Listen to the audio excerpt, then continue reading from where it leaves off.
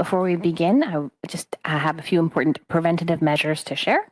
To prevent disruptive and potentially harmful audio feedback incidents that can cause injuries, we remind all in-person participants to keep their earpieces away from all microphones at all times. When you are not using your earpiece, please place it face down on the middle of the sticker for this purpose that you will find on the table. Please consult the cards on the table for guidelines to prevent audio feedback incidents. These measures are in place so that we can protect the health and safety of all participants, including the interpreters, and conduct our business without interruption. Thank you all for your cooperation. My name is Mia Rabson. I am with the Canadian Press, and I'll be moderating this event today. We have with us Laurie Kempton, the Assistant Secretary to the Cabinet for Communications at the Privy Council Office, who will be making some opening remarks, and she will introduce the remaining people on the panel. After that, we will come to the room for questions. One question, one follow. If you are online, please use the raised hand function if you have a question. Please proceed. And welcome. My name is Laurie Kempton, and I'm the Assistant Secretary to the Cabinet for Communications with the Privy Council Office. I am joined today by Sarah Stinson, Director of Operations, Democratic Institutions at the Privy Council Office, Vanessa Lloyd, Chair of the Security and Intelligence Threats to Election Task Force, Bridget Walsh, Associate Head, Canadian Centre for Cybersecurity, part of the Communications Security Establishment Canada, and Larissa Galadza, Associate Assistant Deputy Minister of the International Security and Political Affairs Branch at Global Affairs. The following individuals are joining us virtually: Greg O'Hayan, Director General, Federal Policing, Security Intelligence with the Royal Canadian Mounted Police, and Anam Alvi, Executive Lead, Operations Directorate, Canadian Security Intelligence Service. I would like to acknowledge that I'm speaking to you from the traditional unceded territory of the Algonquin Anishinaabe people. Earlier this year, we added a new measure to help safeguard Canada's democracy during the 45th general election by holding weekly technical briefings to update Canadians on possible interference. Openness, transparency, and timely communication with all Canadians is key to protecting our election. Not just so that we could convey information, but also so Canadians could be empowered to exercise their rights freely and fairly, and could continue to have confidence in the integrity of our elections. These principles remain vital. In the fight against foreign information manipulation and interference, knowledge is power. And so I am pleased to be here with my colleagues to speak with you about another first-of-its-kind tool, the publication of the General Election 45 Retrospective Report, which includes the Security and Intelligence Threats to Election Task Force After Action Report. These reports detail how the government prepared for Canada's 45th general election, how it responded, and how it continues to ensure readiness moving forward. Together, they will help increase public awareness and resilience by shedding light on incidents of foreign interference that were observed during the caretaker period. Qui ont été observés pendant la période électorale. The panel that administers the Critical Election Incident Public Protocol was first established in 2019. The panel is composed of 5 senior public servants: the Clerk of the Privy Council, the National Security and Intelligence Advisor to the Prime Minister, and the Deputy Ministers of Foreign Affairs, Public Safety, and Justice. Independent reviews of the 43rd and 44th general elections called on the government to better communicate and publicize the existence and mandate of the panel, as well as its decision-making process. This is why the most recent election saw a new level of transparency. During the election, we held weekly technical briefings. We published backgrounders and fact sheets, and we promoted online tools and resources for Canadians. The panel coordinated the Government of Canada's efforts to engage with political parties, social media platforms, government officials, and other countries. We will continue to be transparent, including through today's publication of the retrospective reports. Notably, the reports conclude that Canada had robust measures in place to protect our election. While foreign actors attempted to undermine it, they did not affect the integrity of the election. There were no significant security incidents observed during the election, no cyber threats, and no incidents of violent extremism. When Canadians went to the polls, they freely and fairly exercised their right to choose their democratic representatives. The retrospective report reviews the activities that were undertaken for the first time during this election, such as the weekly media briefings and engagement with various groups. The site task force report provides a detailed look at what site expected to see in the lead up to the election, its observations of threat activities during the election, and actions it undertook to safeguard Canada's democracy. Tout au long de la période électorale, Throughout the election period, the government sought to strike the right balance between public disclosure and protecting national security. The panel carefully assessed whether sharing certain information could inadvertently amplify interference or unduly interfere with voters' decisions. building on insights from previous elections, a key area of effort focused on briefing political parties. These briefings supported the parties' informed and effective responses to potential foreign interference attempts. Additionally, the government held meetings with major social media platforms to flag and discuss incidents or threats to the election integrity observed either by the government or by the platforms themselves. As with previous elections, Global Affairs Canada issued information to foreign diplomatic missions in Canada regarding expectations and acceptable diplomatic practices during the electoral period. Global Affairs Canada also issued a formal reminder to reinforce diplomatic protocols, deter attempts at interference, and maintain mutual respect and understanding. This report demonstrates how the Government of Canada has strengthened its ability to assess threats, coordinate responses, and enhance public confidence. It concludes with lessons learned and recommendations related to the preparedness, engagement, collaboration across jurisdictions, transparency, and governance. These recommendations for future development will help ensure that Canada's democratic processes remain safe, fair, and transparent. Looking ahead to future elections, these lessons will serve as both a reference point for progress and a foundation for further work to safeguard our democracy in an increasingly complex environment. La protection de notre Protecting our democracy is not a one-time event. It doesn't exist solely within the confines of the writ period.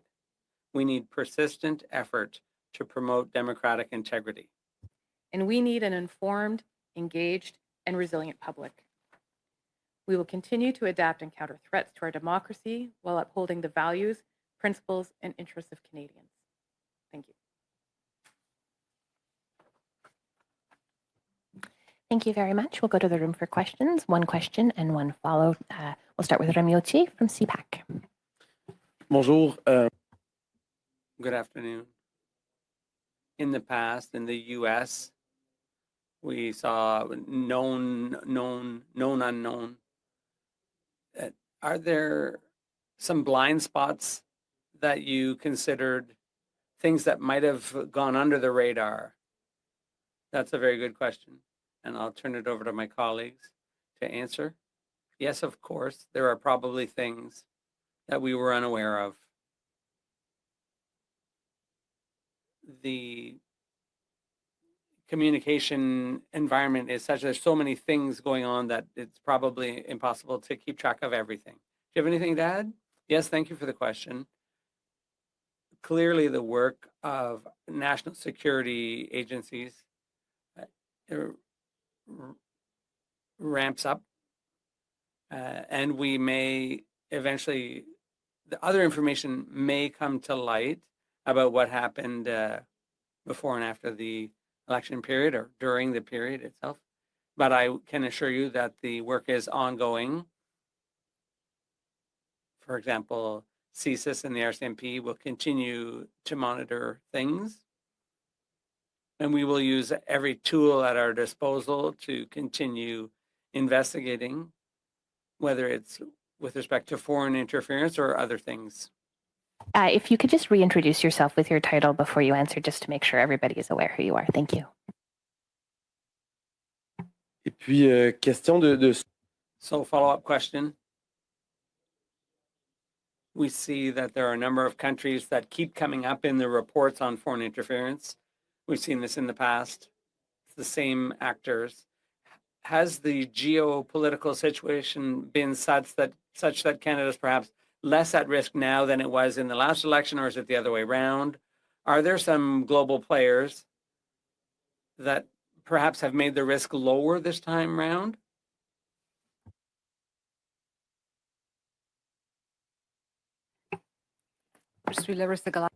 I'm Larissa Galatzas, ADM, Associate ADM of International Security and Political Affairs at Global Affairs Canada.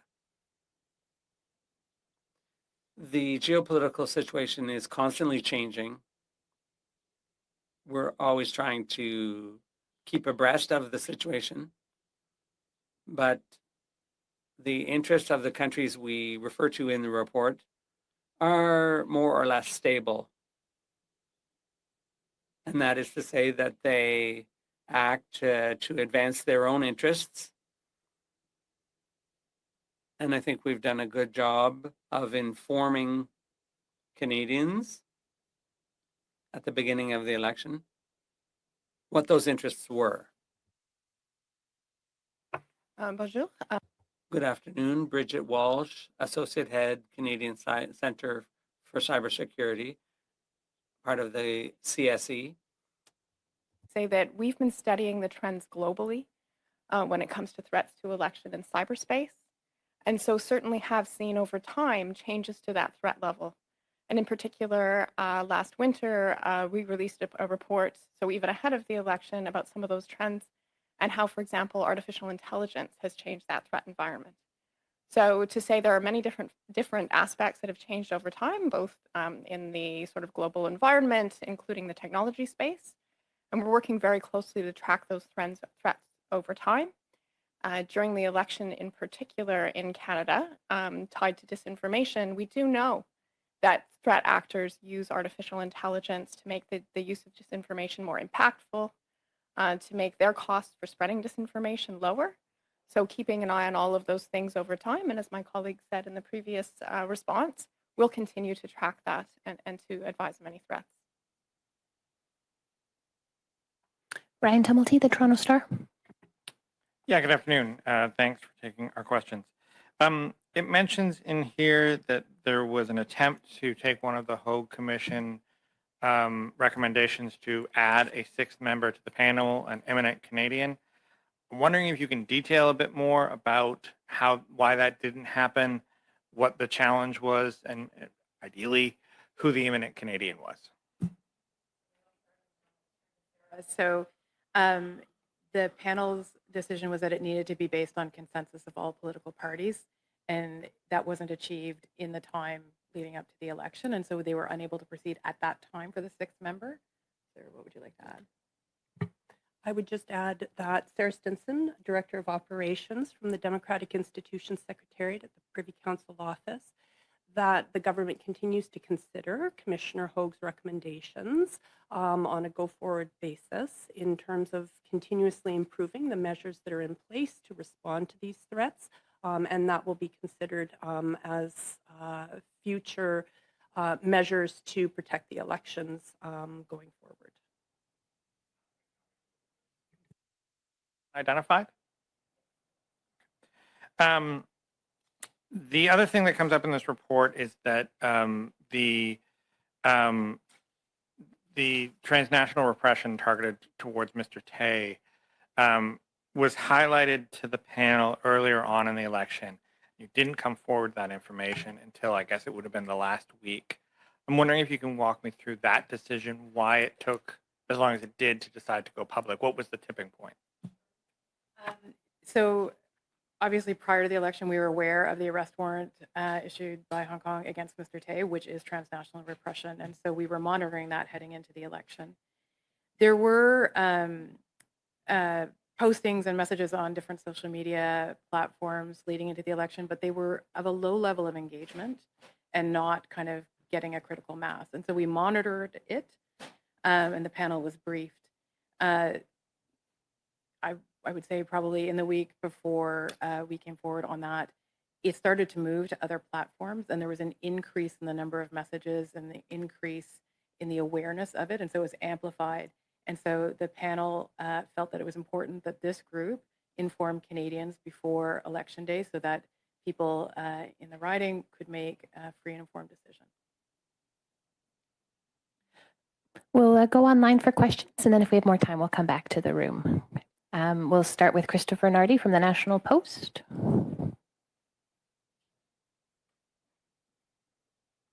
Good afternoon, everyone. My first question is about India and Pakistan. So the report specifically says that you monitored for foreign interference.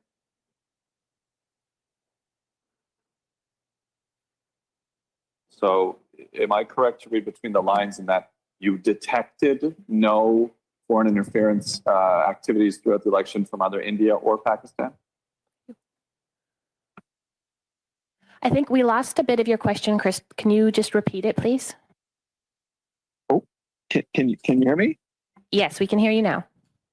Oh, sorry. I don't know what sorry about that. So basically, in the report, you mentioned India and Pakistan that you investigated potential foreign interference, but ultimately you don't make a determination in the report as to having not or found something. Is it fair to then infer that there was no detected foreign interference by either India or Pakistan in the last general election?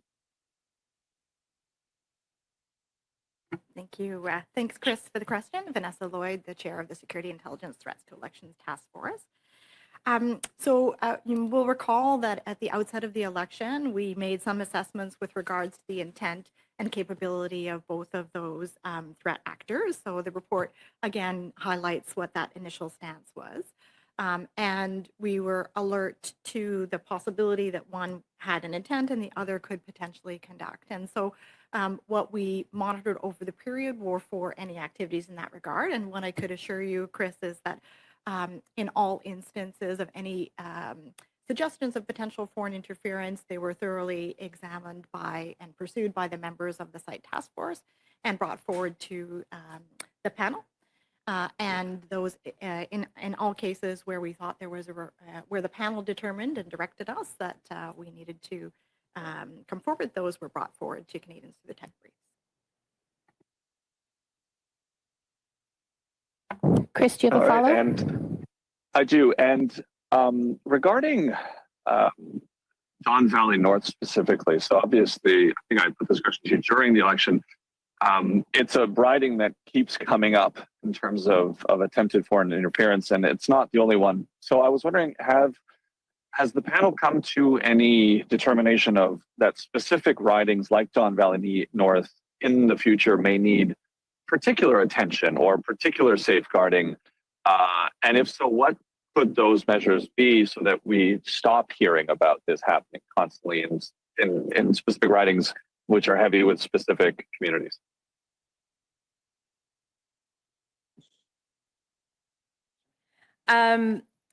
So the panel obviously is aware of Don Valley North, and they were aware of some other ridings in which there was a potential for foreign interference. They noted that, and I think it's fair to say it's an element for discussion for future panel meetings going forward as to what is the best way to address that. Sarah, is there anything you'd like to add? Nothing in particular, except to say that the information that the panel receives, the intelligence that it receives, is all deliberated upon, assessed. The panel continues to meet even outside of the election period, so that these kind of lessons and approaches for going forward can be considered for the 46th general election. We'll go to Emily Hawes, the Globe and Mail. Hi there. Thank you for taking my question. I was just curious, we don't know, like we're in a minority parliament, we don't know when the next election might take place. So what are you doing kind of in the interim, if anything, to sort of prepare for the next election or to continue to sort of monitor the environment, I suppose? Start and colleagues can join in. I would say all the member agencies of site continue to exercise their full authorities and their mandates and are examining things. And as Sarah said, the panel continues to meet, obviously less frequently than they did during the general election period, but just to be up to date on things, mindful that it is a minority parliament. Or Vanessa, is there anything you'd like to add? Yeah, I think I would add that in addition to the ongoing work, we have said a number of times at these tech briefings that resilience against threats of foreign influence and interference in particular is, I think, as you maybe said in your opening remarks, Lorianne, whole of society obligation. Citizens, that the tools that we published over the course of this particular effort to monitor the elections remain available to Canadians. So both on the Democratic Institutions website and also through publications of the various site member agencies. And in any cases where there are concerns by any citizen about instances of foreign interference or other threats, we encourage those citizens to come forward and report to CSIS, to the RCMP, and the site member agencies.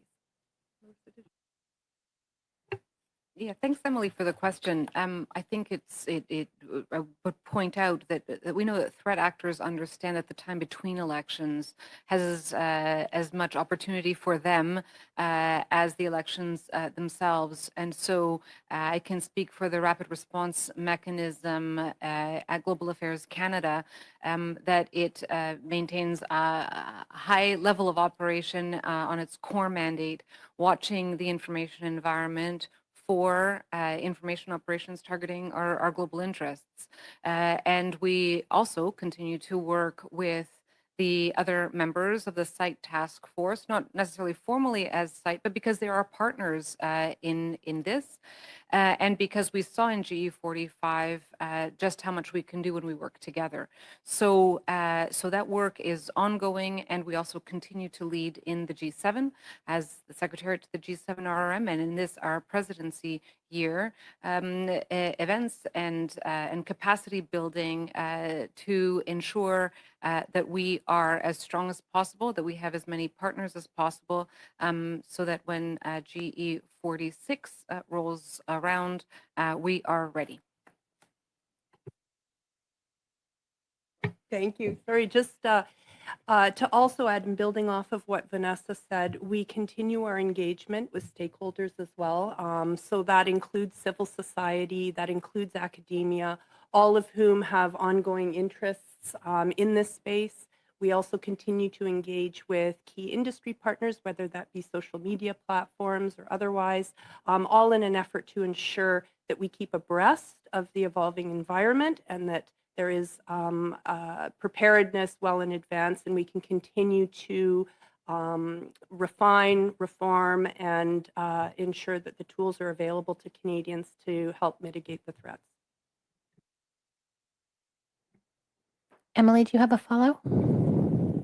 I do. I don't know if this is, I recognize you're all kind of in your own departments, so those might be kind of hard to quantify, but I was wondering, do you know how much the site task force cost, like how much it was budgeted for, like any kind of budget line item on it?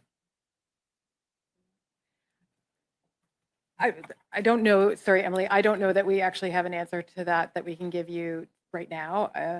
But I'm looking at everybody leaning toward the microphone. So go ahead. Hi, Bridget Walsh, Associate Head at the Canadian Center for Cybersecurity. I think really important to note that while we do put a dedicated, focused effort that is increased during an election period to provide enhanced monitoring, we're working all the time. So I think Vanessa mentioned, we look at these threats on a regular basis. So we're all working every day under our mandates. Within the Cyber Center and the broader CSC, we're very focused on understanding the cybersecurity threats that are posed to to democratic institutions writ large, sort of not just in the election period. Maybe tricky to measure, but it's a part of our everyday business.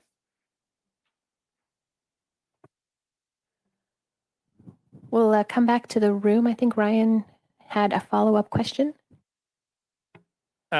Yes, you mentioned in your reports that social media companies have less tools when it comes to protecting democracy in elections. That's something that you encountered. Did you get any sense as to why that is, and how does that affect the panel's work? dealt with the social media companies. Sure, thank you. Sarah Stinson, Director of Operations, Democratic Institution Secretariat at PCO. Leading up to the general election, officials met with social media platforms bilaterally on 3 separate occasions in the fall of 2024 up to spring of 2025. That was really an effort to sort of build those relationships, to understand what kind of practices, standards, community standards they had in place, and to ensure their sort of responsibilities with respect to integrity, transparency, and accountability during the election. During the election period, we met with them 3 times multilaterally, where all the platforms came together. That was to share information in terms of what they were seeing, what we were seeing, in an effort to, advise them if in fact there were issues that we wanted to bring to their attention. We also had an after-action discussion bilaterally with each of the platforms following the general election. The RM Canada engages with social media platforms when we see something that we believe might be against their terms of service. So any of these instances where we saw coordinated, inauthentic behavior, and we flag to social media companies, they do have the tools to look and see, can they corroborate what we're seeing. So when we worked with them before the election, during the election, and we continue to work with them, and then they take it on. They make the assessments using the information they have, which is more than we have because they've got more of the technical data, and take the action they feel is appropriate. And then one just follow up, one social media company in particular that keeps coming up in these reports and by-elections and this and leadership races is WeChat. I'm wondering about the panel's either interactions with WeChat or also if you're making any recommendations to the government about WeChat and its operations in Canada or anything like that, given that it keeps coming up as seemingly a tool of transnational repression. And then I'll invite Larissa to join in. So the panel did not deal directly with WeChat. They were obviously briefed of the different things we saw, the Yulia Yumin account and the activity there. This group is not in the process of making a recommendation to the government on that basis. But Larissa, do you want to talk about the engagements with WeChat? I would just say we engage them. We engage them the way that I just laid out, and what they did on the basis of that engagement, you'd have to ask them.